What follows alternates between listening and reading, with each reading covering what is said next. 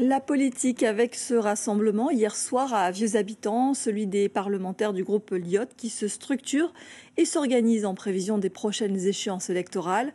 Ils poursuivent l'implantation de leur association baptisée Utile avec l'objectif d'être davantage visible et de peser dans le débat. Jackie Massico, Michael Bastide.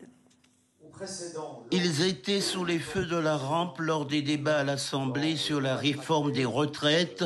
Les parlementaires du groupe Lyot, Liberté Indépendants Outre-mer et Territoire, veulent transformer l'essai et peser dorénavant sur la vie politique. D'où l'émergence de l'association Utile, dont l'implantation en Outre-mer est en marche, notamment en Guadeloupe, en présence du président du groupe Lyot qui a fait le déplacement. Nous sommes face à une véritable crise démocratique. Ce n'est pas un peu de défiance, c'est une grande crise démocratique dans notre pays. Il y a de moins en moins de personnes qui vont voter, il y a de moins en moins de personnes qui s'engagent.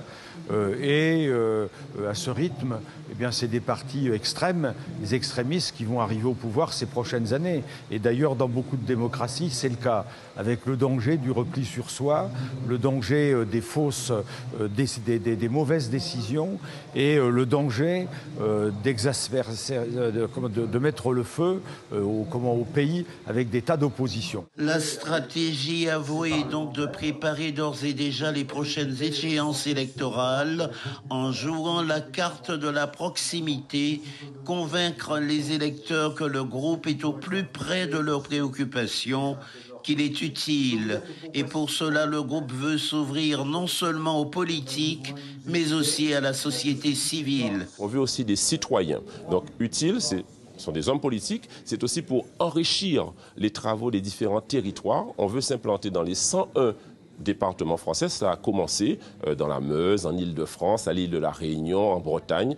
On ira le 26 août en Martinique, le 2 septembre en Guadeloupe. L'idée, c'est que des citoyens puissent reprendre confiance dans la politique et surtout faire respirer la démocratie par le bas. On a besoin à un moment donné que les territoires s'expriment. Je trouve intéressant que des parlementaires, avec un groupe parlementaire, viennent ici pour faire sa rentrée politique.